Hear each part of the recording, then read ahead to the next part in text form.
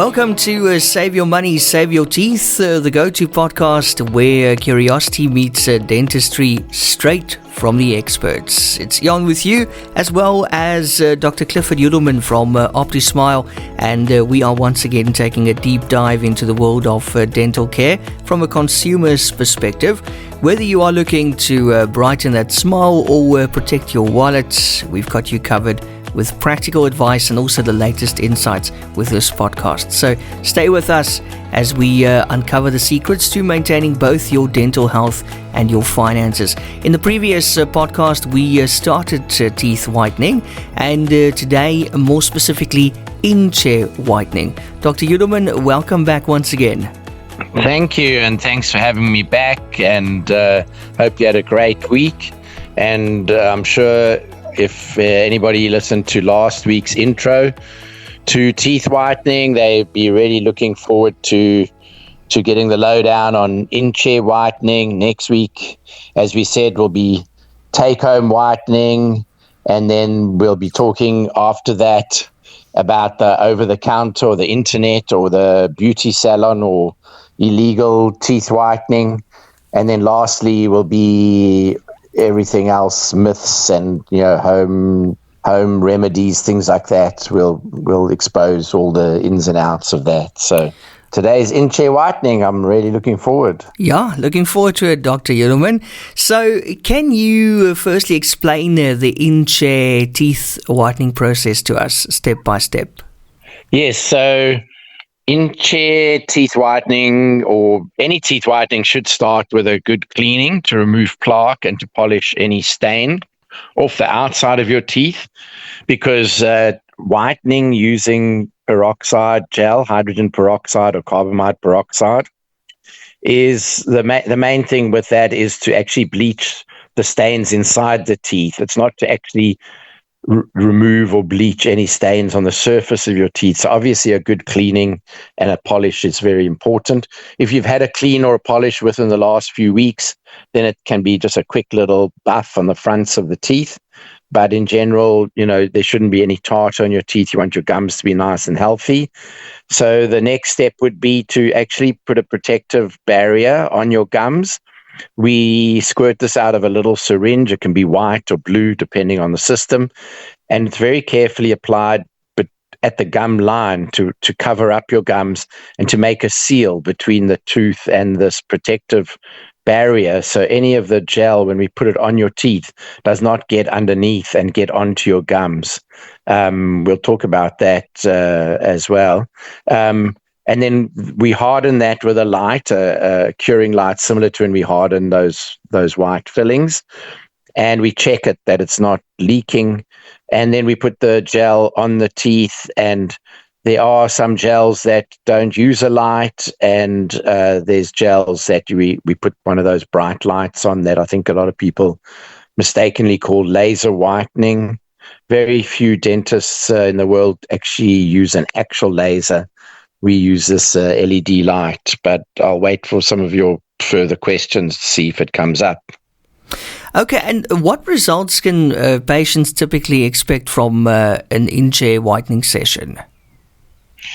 So in some cases, it's immediate and dramatic, and in other cases, to be honest, we don't see a huge change. People always equate spending money with results. They think, if I get a 5,000 Rand in-chair whitening or 8,000 Rand in-chair whitening, that the results would be better with the one over the other, or that there's big differences between the different brands out there. But it really depends on your own teeth. It's very rare that you don't see any results. At OptiSmile, we use flash in-chair whitening, and we often see teeth whitening by anywhere from 2 to 5 shades in one session. And the results are often visible immediately. And as I said, the final shade depends on the starting color, and there are some differences between the different products out there. But it can be immediate and dramatic. But it isn't long lasting, which we'll get into shortly. I always recommend take-home whitening trays as well, because with any whitening, you get rebound where the teeth start dropping back in shade within a few days when you stop, whether it's in-chair or take-home. Okay, and how does an in-chair whitening compare in terms of cost versus effectiveness? So it's higher cost, but it's faster, and in many cases can be more significant. You get fast and sometimes dramatic results.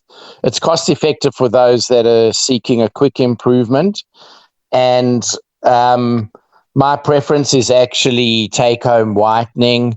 But if someone's in a hurry, if they forgot that they were getting married next week and they don't have 3 or 4 weeks to use the take-home and they want to get results quickly, then it is good value.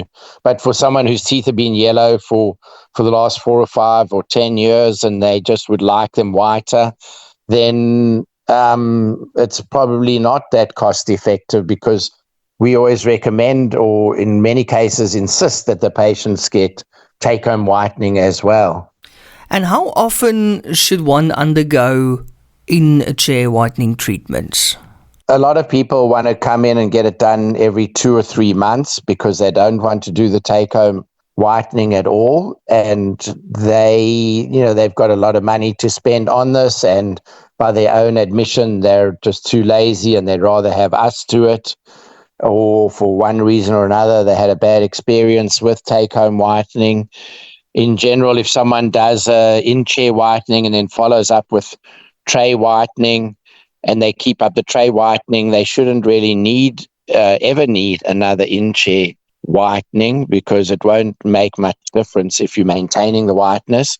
But if you've done an in-chair and then you do a take-home for 2 or 3 weeks and then you lose your trays, or you just got a bit lazy and then you do have a 40th school reunion coming up, or you're attending a shotgun wedding and you feel embarrassed about your teeth and no one invited you early enough and it's next week, then by all means get a touch-up. We call it a touch-up. People that are heavy smokers or drink a lot of coffee or red wine, they often like to come in and get that sort of deeper whitening using the light. So touch-up treatments and take-home kits will maintain the results. So I hope that answers that. How often should one do it?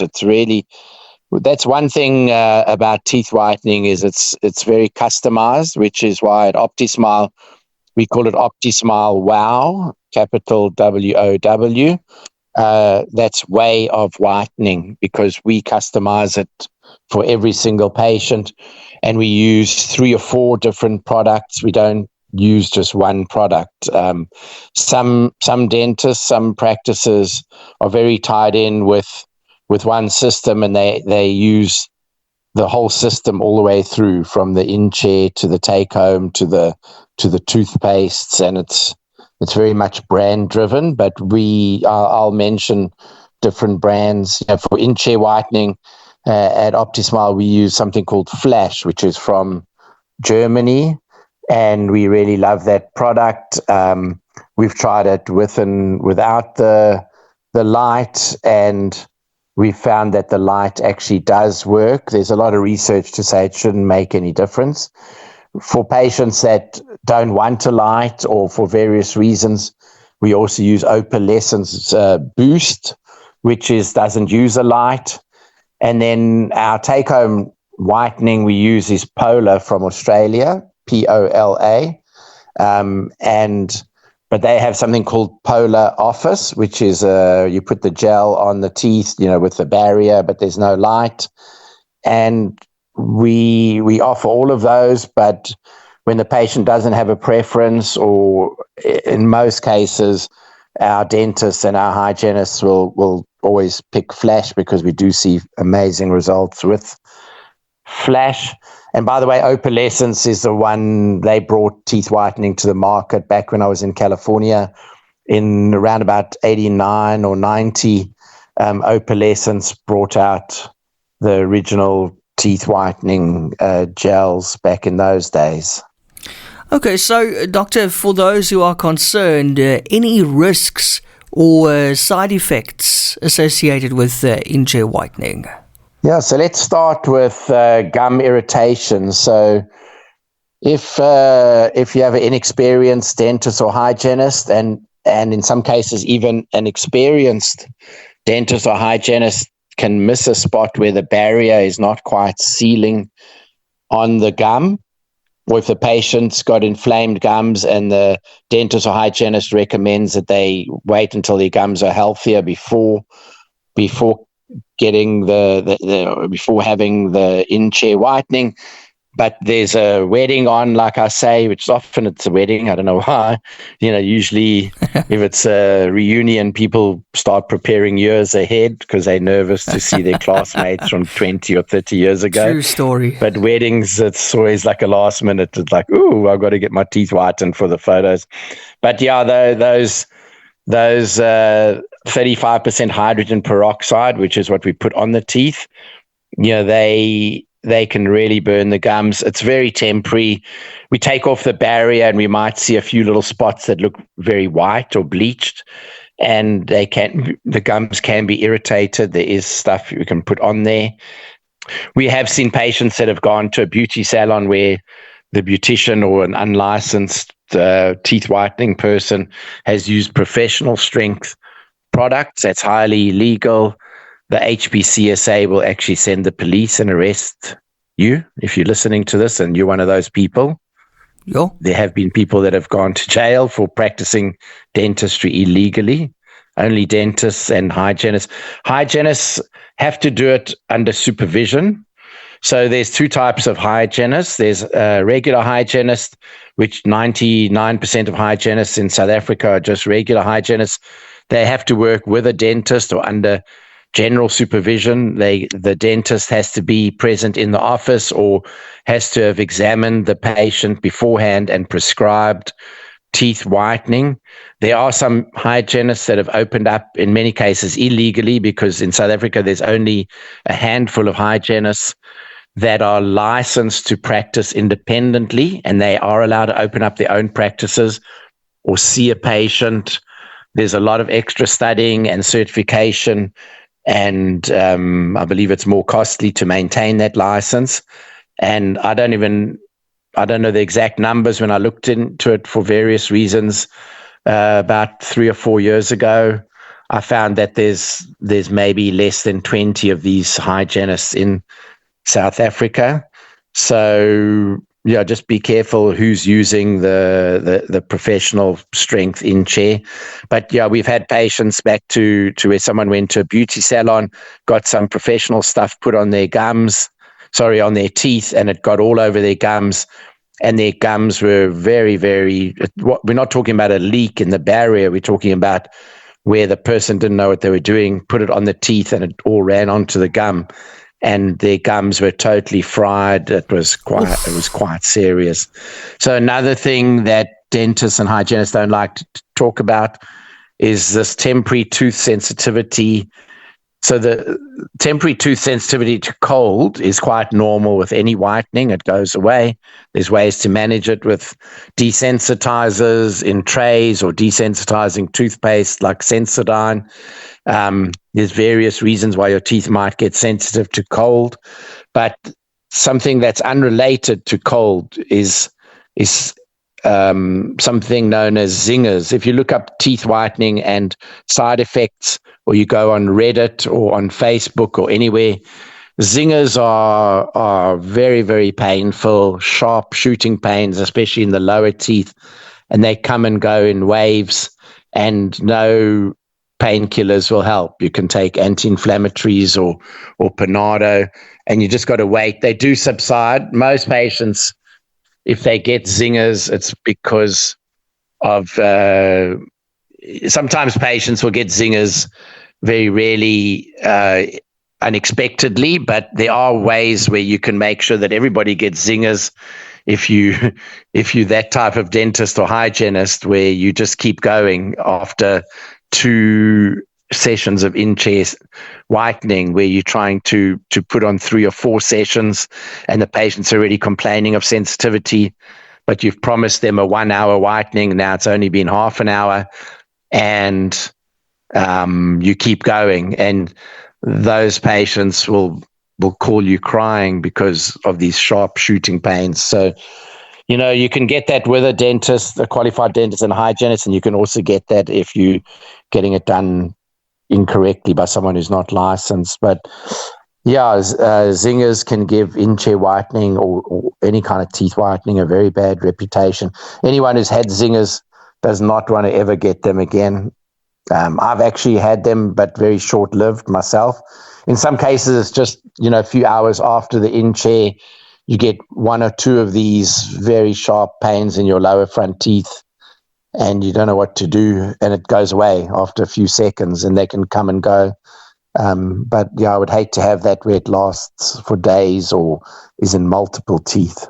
That sounds incredibly painful, doctor. So, what should a patient do to prepare for an in-chair whitening session? So we always recommend a pre-treatment hygiene visit, cleaning and polishing. Definitely want to have a checkup with the dentist first. Make sure that there's no leaking fillings, which is a filling where there's a gap between the filling and the tooth. There are times where there are leaking fillings that we know of, and we seal them with that gum barrier gel so we don't get the bleach going straight in between the filling and the tooth. We might whiten teeth with old fillings in them. We whiten the teeth first, and then we wait 10 days, and then we replace the old fillings. But like we mentioned last time, is veneers themselves or crowns won't whiten. So if you go to a beauty salon or you go straight to a hygienist and you bypass the dentist, that's not being very wise, because you could get your teeth whitened and then your fillings or your veneers or your crowns don't match. And then you got to just wait until your teeth go yellow again or get your fillings or your veneers replaced. So yeah, getting a checkup, I guess, would be the first thing. Brushing and flossing, making sure your teeth are clean, discussing any concerns with your dentist beforehand, trying to avoid things like espressos and red wine. Don't go and stain them intentionally because you're going to get them whitened next week. Just try and take it easy. Be aware that if your gums are red and swollen, there are ways where we can actually whiten teeth in cases like that. When we have overseas patients that are also wanting injection molding, or if someone is, as I say, school reunions, about them years ahead, but sometimes you get invited to a wedding at the last minute, or there's a party coming up on Saturday night, or you got a hot date and you haven't been on a date in a while, and you look in the mirror and your teeth are kind of brown and you think, oops, I better go get a whitening. We can actually whiten teeth where the gums are not 100% healthy, but it's up to the dentist or hygienist, and you've got to know how to do that and to make sure you get a good seal, so the gel doesn't get on the gums. Okay, so doctor, how do different in-chair whitening systems like Zoom, for example, compare? So personally at OptiSmile, we really don't like Zoom. It is popular. They do a lot of marketing.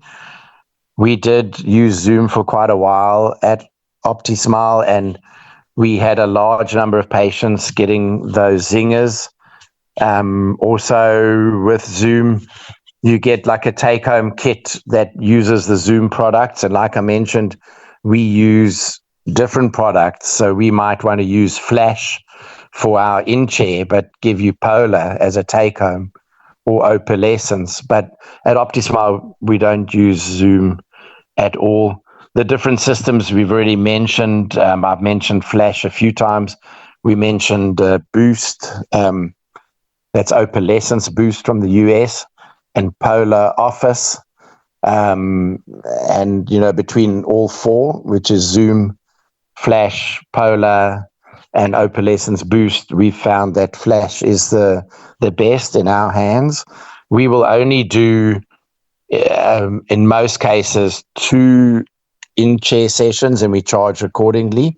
Most of the systems involve putting gel on for anywhere from 8, 10, or 12 or 15 minutes, and most of the kits come with with 4 applications. That's where this 1 hour whitening comes from. But if you want zingers, insist on getting all 4 sessions with any of the systems. So a lot of patients, they'll pay for a 1 hour and then the dentist will think, I can't just do a half hour because they're paying. So we've got our way of whitening, which is wow. And, it's always best for your dentist or hygienist to recommend the best system for your needs. In fact, it should be the dentist that recommends and prescribes the treatment, and then either the dentist or the hygienist should be doing the treatment as prescribed. And as I said before, my recommendation is to always take the option for the take-home trays. And in fact, a lot of time at OptiSmile with my own patients, and the other dentists at OptiSmile sometimes have a differing opinion, but my personal preference is, if patients are not in a hurry, to skip the in-chair whitening, rather save your money and just do take-home whitening. That's my own personal recommendation, and for most of us at OptiSmile. But the dentists at OptiSmile are independent professionals and are free to recommend whatever they want to recommend. Doctor, in terms of aftercare, what is required following an in-chair whitening treatment? So for the first 24 hours, you really should avoid anything that would stain a white T-shirt. So that's like your curries, red wine, espresso, like dark, like Coca-Cola. I'm sure I'm missing something there. Any tomato sauce, anything like that. So you'll eat like a white pasta, you drink white wine or white, like gin tonic, things like that, and avoid the things that I just mentioned. You can use a whitening toothpaste, although it doesn't do very much. Some dentists or hygienists might recommend avoiding staining foods for up to 48 hours. I think 48 hours overkill, because we usually see patients the next day and give them their teeth whitening trays, and then they're going to carry on with that whitening process. So if you're doing just take-home trays, you don't have to avoid anything. It's only with the in-chair. Some people believe in whitening toothpaste to extend the results. There are professional teeth whitening toothpastes that have a little bit of peroxide in them, and I think they do have a minimal effectiveness, but nothing like a take-home tray. And then regular checkups to monitor your dental health and to maintain whiteness and to top up. We sell the take-home gel at OptiSmile for only 380 Rand a syringe. The polar syringe is quite a big syringe. You can get up to a week of use, upper and lower, with average sized teeth. So you might have to spend 380 Rand, every six months, because the touch-ups, you're just doing 1 or 2 touch-ups. So, that should get you at least 6 months of touch-ups right there for 380 Rand. And doctor, how does the light used in in-chair whitening treatments enhance the results? So for years, there was a lot of research, and in some cases still is. There's companies that don't have a light, and they've done studies to prove that the light doesn't do anything. And then there's university studies where they've done half the mouth with a light and half the mouth without. And it's still controversial. We, as I said, did a lot of research ourselves when we were looking for an alternative to Zoom. And we've used flash with the light and without the light, and we found that the light does seem to accelerate the whitening gel's chemical reaction.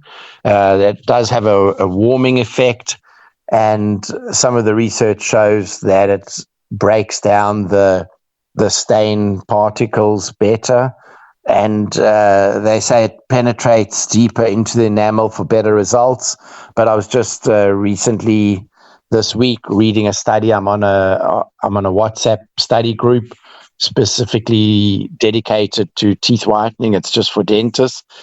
And there were some studies on there that show even the weakest of take-home gels, the carbamide peroxide, diffuses through your tooth in 10 to 15 minutes. The entire tooth gets diffused with peroxide. So whether you're using the weakest one or the strongest one or the in-chair one, putting a light on it, it's still debatable. We have found that after we do the in-chair with the light, that we get lovely results. So we just don't do it without the lights at this point. And our final question for today, who is the ideal candidate for in-chair teeth whitening? It's ideal for quick, dramatic results before an event, like I said. And patients with healthy teeth and gums see the best results.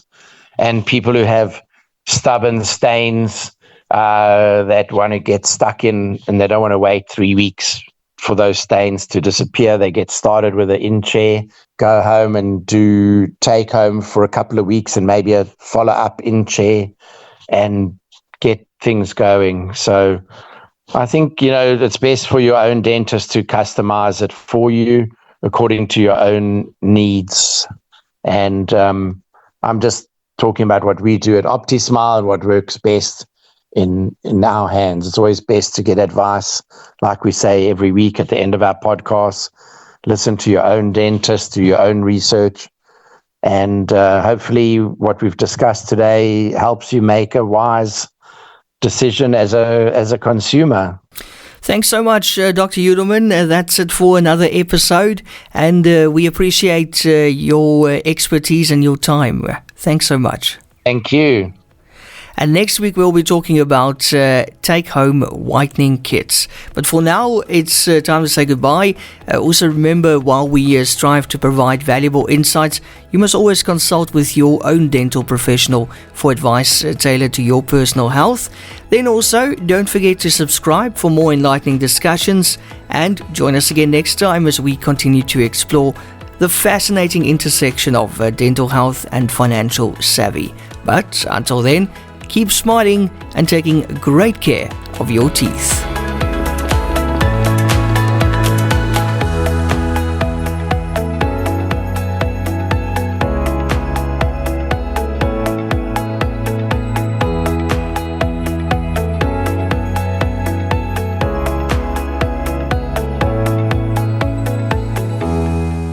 Discover the world of dental excellence with OptiSmile. Join us for a weekly podcast featuring Dr. Clifford Yudelman, a seasoned expert with 40 years of dental experience across 4 continents.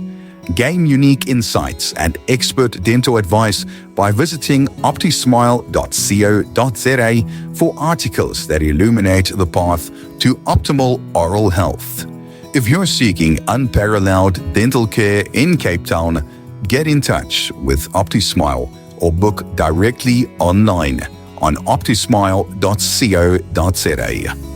OptiSmile, where global expertise meets local care.